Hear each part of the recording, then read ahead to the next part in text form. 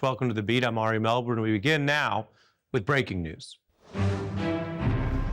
Americans across the nation now gathering in the streets protesting aspects of the Trump agenda, these controversial ICE raids, and the extraordinary use of federal powers and even the military to back up those raids. We see signs that these protests, many of them peaceful, will be intensifying over the course of the evening. But that is against this backdrop. United States troops, sometimes armed with machine guns or weapons of war, in LA as part of the ongoing raids with ICE agents. Meanwhile, Donald Trump's DOJ is going forward on these plans to use immigration powers and other clashes over immigration to try to literally indict and imprison political opposition.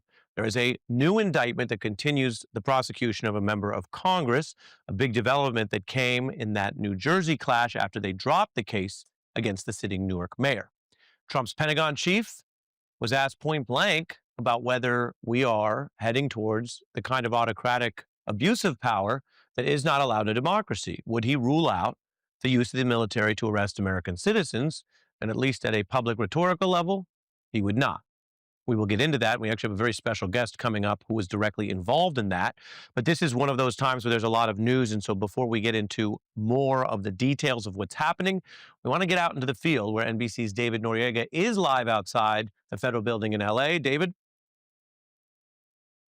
Ari, hi. Yeah, I want to just show you where I am. When I talked to you yesterday, I was at the end of this block because the equivalent crowd from yesterday had already been dispersed by the LAPD. As you can see, we are directly in front of the National Guard troops that were deployed here on Sunday and have been the pretty consistent target of these protests. I want to walk you around so you can see a little bit the size and the tenor of the gathering here today. It is completely peaceful, pretty mellow, fairly festive, actually. And what I've noticed is that over the course of the last 3 or 4 nights, the number of protesters and the sort of intensity of their confrontational attitude towards law enforcement has been on the decline. Now, I attribute that pretty much entirely to the massive crackdown by local and state law enforcement, which has been sending out police officers in massive numbers and been pretty evidently instructing them to be very ready, very quick to use various kinds of less lethal force to get people under control and prevent these crowds from growing. But this is, I think, very far from over,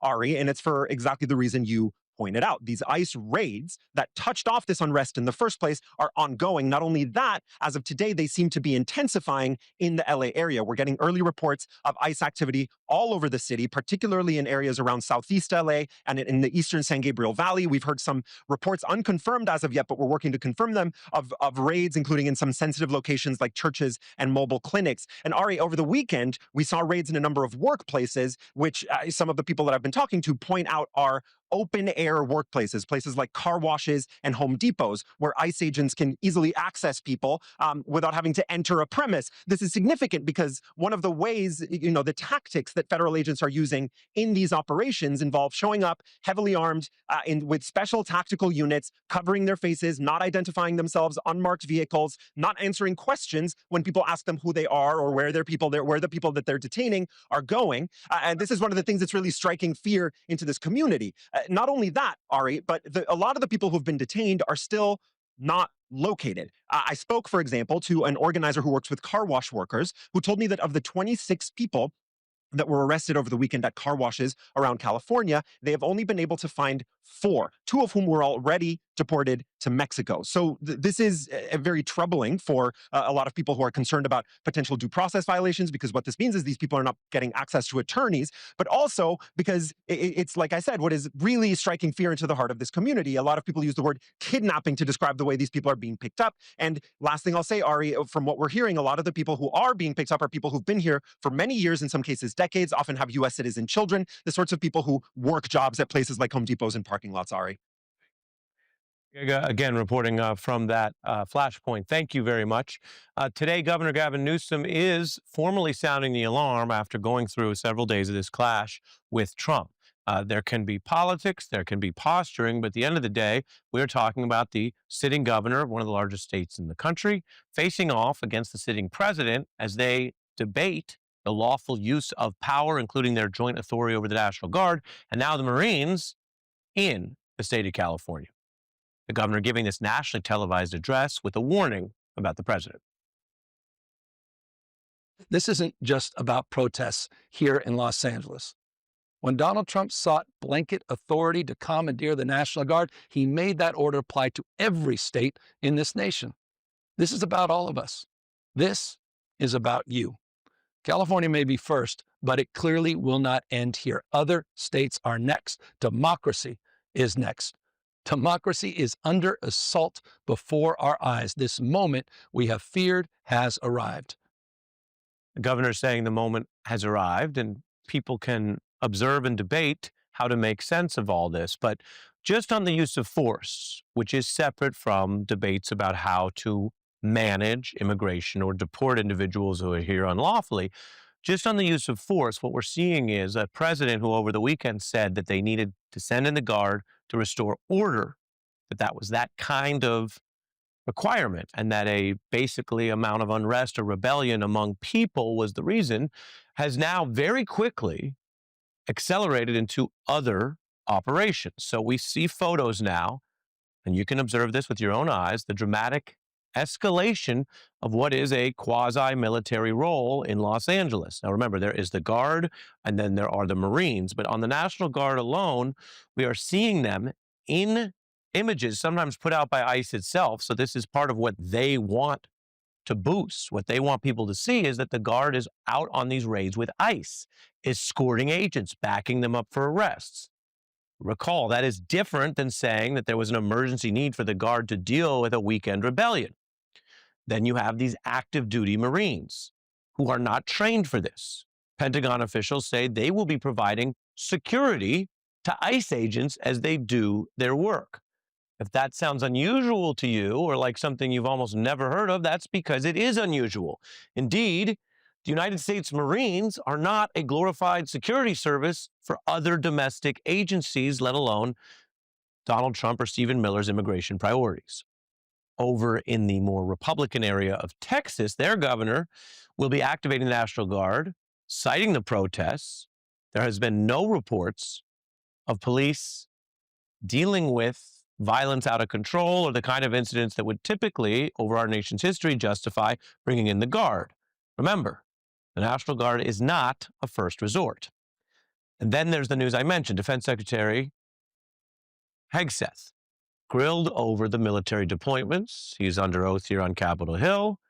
And while some of this may still be a cross between dodging a question or trying to match the president's rhetoric, we are seeing, again, the normalizing or softening of the kind of lines that Pentagon chiefs in every administration and party would always be able to emphatically say, no, of course we don't use troops domestically to arrest American citizens, but yet here was the version of the answer today.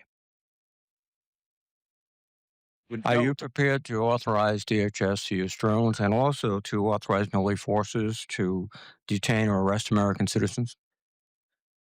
Senator, every authorization we've provided the National Guard and the Marines in Los Angeles is under the authority of the President of the United States, is lawful and constitutional. They are assisting in defending So the answer law is yes. enforcement officers So the and law answer is enforcement yes. facilities So the answer is in the yes. execution of their job The answer is yes. in the city of Los Angeles.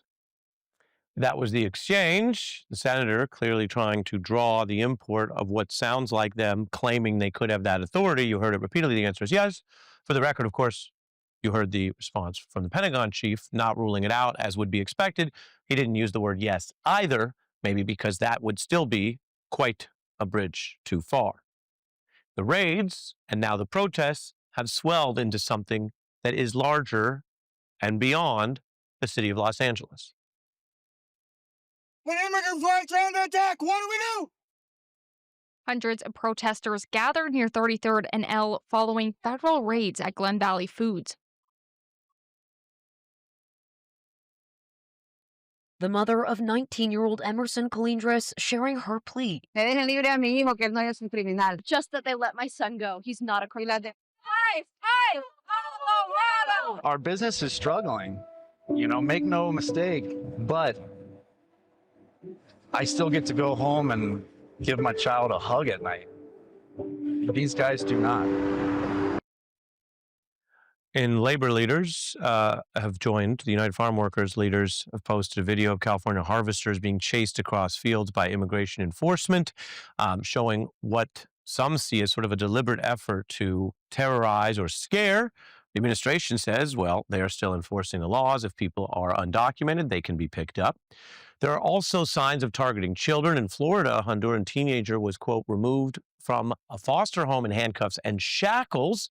And that's at odds with decades of child welfare practice in Florida, which is a conservative leaning state, by the way. It also violates a 30-year-old rule, according to Miami Herald reporting.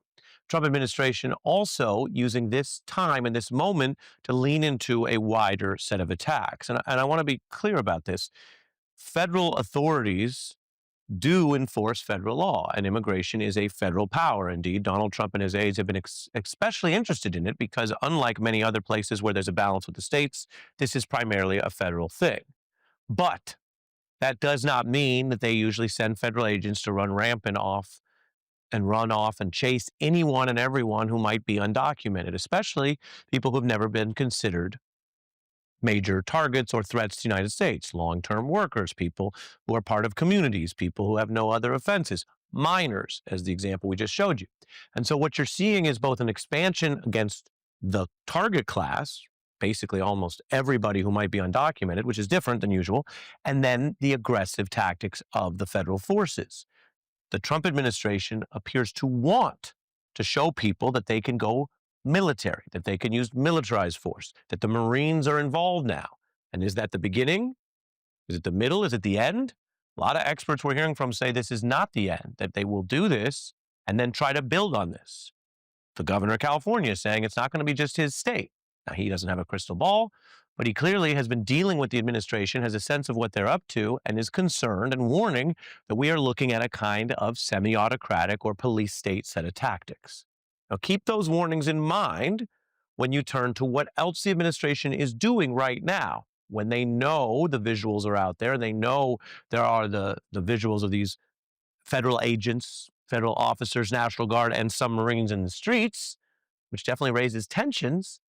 And then they're going forward on prosecuting a member of the opposition party who was part of the criticism of this very deportation policy, the Democratic Congresswoman LaMonica McIver.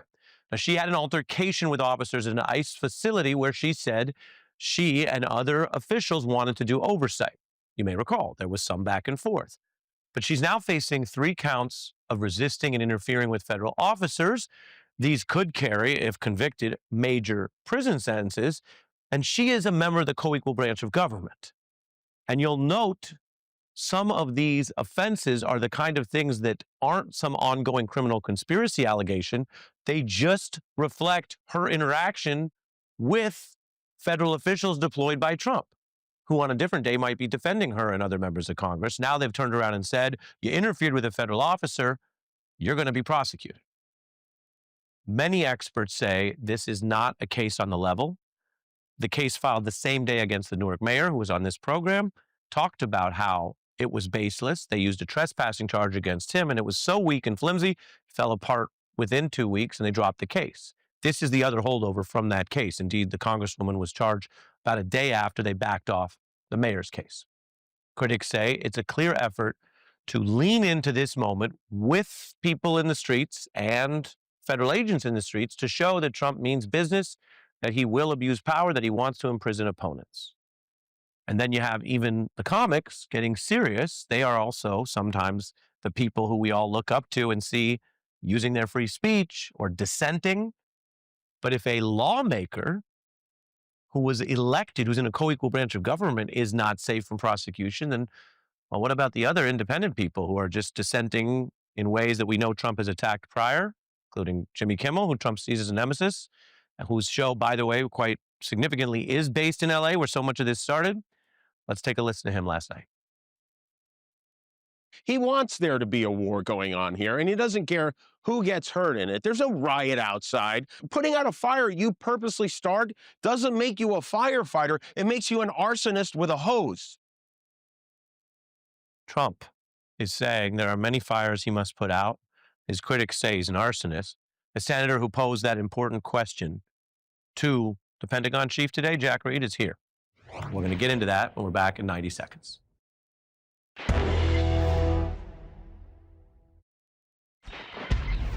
We're joined now by Senator Jack Reed, who is also a retired Army captain, served in the 82nd Airborne, and was questioning the Pentagon Chief Secretary Pete Hegseth today. Welcome. What were you getting at in your line of questioning? Well, thank you, Ari. What we were trying to establish is the fact that there is a strong constitutional barrier between the military acting as a force to defend the nation and as an internal police force. And what they're trying to do is gradually lower that barrier so that it becomes, quote unquote, normal that military people show up to enforce civil laws, that they are out to protect police officers. But the police officers of Los Angeles didn't ask for the protection. And the ICE agents are well trained and armed and capable of, I think, protecting themselves. So this is more of eroding an essential part of the Constitution, which is the military is designed to protect us from foreign adversaries, organized militaries, and others, not as an internal police force. President Trump has now deployed the Marines, and we've seen some of what they're doing. Are they acting on a legal order? Well, I don't think so. I think basically you would need, I think, a complete breakdown in civil order. And probably, in most cases, the request of the mayor and the governor to do that. That's not the case here. So just to pinpoint that, you think that the lack of that justification and no claim to the Insurrection Act means that Trump is giving them orders right now that are illegal, that are not justified? I don't think they're justified. It would take a court finally to untangle the legality and everything else, but I certainly not justified by the facts on the ground. This is not a situation where the violence, and I don't accept the violence, the burning of vehicles, the attempts to disrupt police operations cannot be condoned. But it certainly didn't reach the level where federal troops had to come in, which they are. And oh, by the way, the National Guard has at times and can be mobilized. But why are we bringing in Marines? These are regular forces who are designed to protect us from foreign enemies, not to run through and protect courthouses in California. If that's your view, you sit, as I mentioned, this co-equal branch. You oversee the military powers in the Pentagon. What is the consequence? Is there any effort to hold anyone in contempt or impeachment? What else would you advocate doing if they've already crossed these lines, as you say? Well, I think we have to make it very clear, as I tried to do at the hearing, that they are crossing these lines, that the American public has to recognize that their own ultimate safety is being jeopardized here. Yeah, so let's say it's clear, Senator, then what are you doing about it? Well, again, impeachment would have to begin with the House and then would have to have 67 votes in the Senate. Given the political alignment now, that's not an option. I think the option is to go and raise this issue up so that people pay attention. Also to diffuse the social media, which is trying to describe this as a riot and that the city's burning down and that these troops are saving. But is there anything else that you can do? I mean, we get it because we got a whole team of journalists in our newsroom that's reporting on this, and a lot of what they've found matches what you just referred to, including the lack of a predicate emergency. Is there anything else you can do, though? I mean, you're here as a veteran and a top member of this committee. Is there defunding? Is there anything that gets the Pentagon's attention? Well, what would get the attention of the Pentagon is one, what we were trying to do today is answering to us, making sure that we get the facts and what we asked for. But two, yes, if we could defund activities, that is the battle we're going on now with this reconciliation bill. They have used swaths of money for immigration support via the Department of Defense. We are resisting that. You know, one of the other questions I asked is who's reimbursing the Department of Defense for all the money you're spending on internal security, and frankly, they're not. DoD is spending money that we authorized and appropriated to defend the United States, not to enforce laws finally, within Los Angeles. Given your experience and your relationships, I think also across party lines and down into the what's supposed to be the nonpartisan aspect of it, do you have the sense that there are concerns within the Pentagon, within nonpartisan military leadership about going down this road? About it starts with 700 Marines and then it's thousands and then is it tens of thousands in America? Is there concern in there? Do you know? It is there, but I think what's happened is because of the uh, approach of many in the Pentagon as a political appointees, there's a real fear that to speak out would be to jeopardize their careers and everything else. That's unfortunately a fact of life. But I think there are many officers and senior non-commissioned officers who are concerned because one, that's not that we're trained for.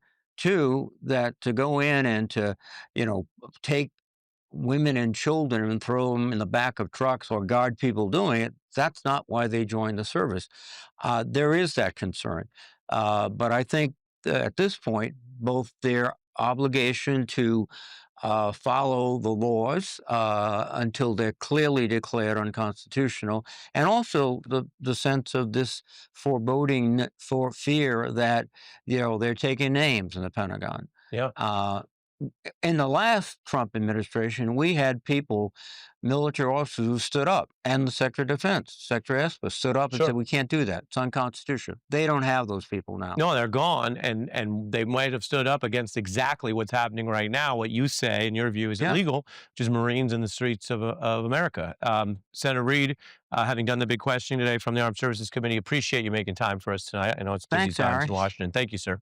Appreciate it. Take care now. Coming up, Bye-bye. absolutely, we have acclaimed author Ta-Nehisi Coates tonight on the immigration uprising and its link, he says, to Black civil rights efforts, as well as lessons from history. A big guest that we're excited about later.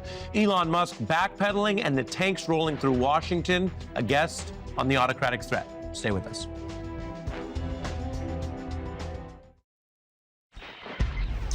Continuing a tense time in the United States, let's go over the basics of what we know. Right now tonight, there are still thousands of National Guard troops in Los Angeles. They were not requested by the governor. The first time in over 60 years, this situation has occurred, a president sending in the Guard without respecting or collaborating with the local authority of the sitting governor. You may recall, for decades, if not longer, we've heard about federalism, states' rights, other ways that it's important to, in general, respect state authority. And if you're keeping track politically, it's something the right had long said it cared about. This is an escalation by President Trump, and it's not happening in a vacuum. In Washington, Trump is barreling forward with this controversial plan for a military parade on Saturday, coinciding with his birthday. While politicians in both parties have long celebrated our military, our veterans, and we have holidays and many, traditional ways that we do that, this is a different, unusual bent, a different take on it that even Trump's allies would admit seems to be in the service of him, his birthday, his personality, fusing his political quest as a non-veteran, by the way, to tie himself, yoke himself to the deployment and the visuals of military power. In LA, we also have reports that given what's happening this week, more people are concerned inside the military. It could make it appear as if the military is now, quote, celebrating a crackdown on Americans, say veterans and Army officials. Again, if you want to listen to what veterans think, that's what some are concerned about. Others raising the alarm that Trump is now abusing a very important power that presidents do have in real emergencies, but basically faking them, lying about them, or spinning them in order to seize emergency powers. On the immigration front, we know the Supreme Court already stopped that effort legally with regard to deportation. When it comes to the National Guard, though, courts rarely intercede in real time. That means this particular emergency claimed out of California is the basis for what we see in the streets tonight. With history in mind, we want to turn to presidential historian Douglas Brinkley, professor at Rice University, author of many books. Welcome. I want to deal with this as carefully as possible. If you want to be broad and historical. Other presidents have trafficked in the imagery of the military. President Bush criticized at times for how he leaned into it during the Iraq War and got himself on a plane in a photo op. You can go back further. I'm sure you have better examples than me. So how different is this and how distinct is it? The Times reporting that many people inside the military and veterans draw the difference from photo op to Marines on the streets. And well, I flash back to Detroit in 1967 when there truly was a riot there, blocks of the city being burned, and Republican Governor Romney, Mitt Romney's dad, asked he wanted not only the National Guard, but asked President Johnson to come in and help. So you saw the collaboration of a Republican governor and Lyndon Johnson, but there was no need to call in the Marines. This idea of the Marines coming in, that did happen in 1992, with the acquittal of Rodney King. But that was a brutal situation going on there in the city. And the Marines, 1,200 were called in. Now Trump is using it in a really ugly and distracting way in Los Angeles. What possible reason are you putting 700 Marines standing around downtown LA while people are partying all around 2 blocks away? And it's not a rebellion. It's not a riot going on. And there's some unrest. And now we're in a camera age, so people are capturing everything. Anything, if an ICE agent oversteps a bound, they're going to be very likely captured unless it's being done in the dead of night. So this is just Donald Trump trying to score points politically, beat up on the state of California, and start setting a precedent where the Marines are his sort of Pinkerton police.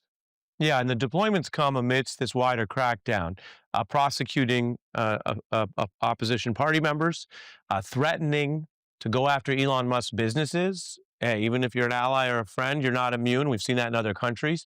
And Musk now today backing down, basically saying that he went too far in the attacks on Trump. The Journal reports Musk is in retreat because he's called Trump in advance. A truce comes after, specifically Trump raising the possibility of abusing power, of targeting one individual for his free speech or criticism, and going after his businesses. And I'm curious if you think history is a guide that not everyone gets the bayonet or the gun. Some people that might not get threatened with arrest, but they're threatened with the kind of crackdown that affects them in business. Is that a way to understand this? It really is. It's interesting. I mean, if we go back to the era of the robber barons, and with the Rockefeller squaring off against TR kind of tried to hold the Rockefellers at bay by doing antitrust, by saying nobody's above the law or above, rule and order. And now you're seeing Musk recognizing, I'm just going to kiss the ring of Trump because of the embeddedness of what Eisenhower had warned about as president of the industrial military complex. You have the technological order now married to the Trump administration. And one of the big stories in history of our time is how Silicon Valley has really moved to a populist right, mainly because of they want they don't like any kind of regulation in that industry. And Musk is caught between a rock and a hard place, and Trump could have made his life just miserable for him. I'm here in Texas, and Musk is cutting all sorts of deals with Governor Abbott, and Governor Abbott's not real happy of this Musk versus Trump square off. So alas, he went groveling to Donald Trump. I'm sure Trump will never trust him fully again, but it doesn't mean he's going to give away the red Tesla either. So that Trump ended up this week in a deep hole with Musk. Horrible news cycle for him, and now he seems to be turn it into a kind of win for himself. But yet it's also a win for Gavin Newsom in the sense that finally a leading Democrat besides AOC, Bernie Sanders, seems to be a voice of the resistant. Newsom is a thumbs up for the way he's behaved this week. Right, and people are looking to understand where are the lines and who's fighting back. He's taking them to court saying he's trying to do that, and it's up to the judicial branch to decide if it's going to act quickly. I've explained they often don't. Historian Douglas Brinkley, thank you for being here. As we look at the pushback to these migration crackdowns, Ta-Nehisi Coates, the celebrated author, is here with a point about what we can learn from history and America's long struggle with race. Our special guest next.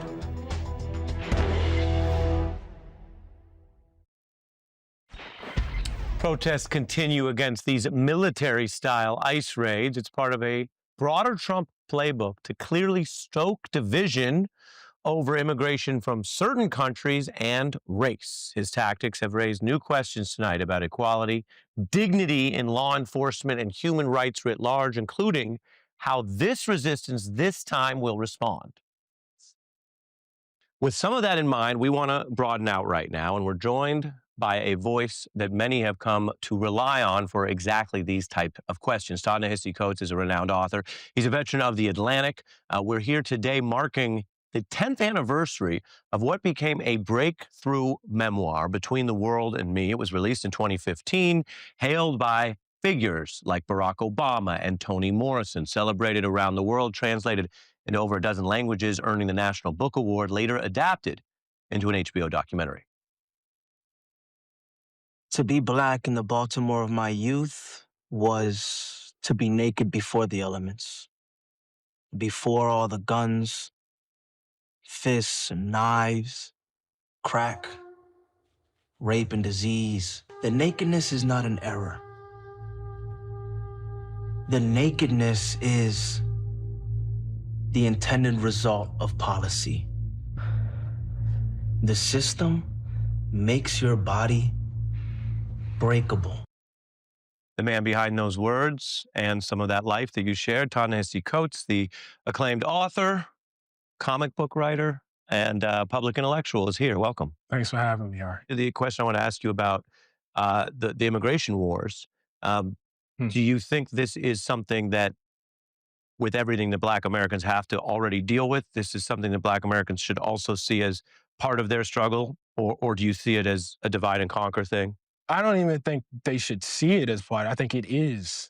It just is. Because there is no vision of Black liberation in this country that is true, that is durable, that is sustainable, that allows for the degradation and the oppression of other people. I think the best of the Black struggle is MLK doing everything, he'd done and speaking in this big, expansive way, about the liberation of his people and how that, meant all people. And then at the height of his powers, looking over to Vietnam and saying, I will put on the line all of my credibility, everything I have, because there is no way that my ethic of nonviolence and freedom makes sense if I allow myself to be integrated into the system that is right now destroying these people half a world away. I think that's us at our best and at our most courageous. And so I don't see a vision of a Black struggle that looks at folks being snatched, in front of a Home Depot where they're, looking for work, where people are worried about whether they're gonna, be able to see their kids, graduate. And it's like, you know what, I need some rest right now. I'm not dealing with that. I don't think that's true to the tradition. I don't think that's true to the history or the best of the culture. The book's turning 10.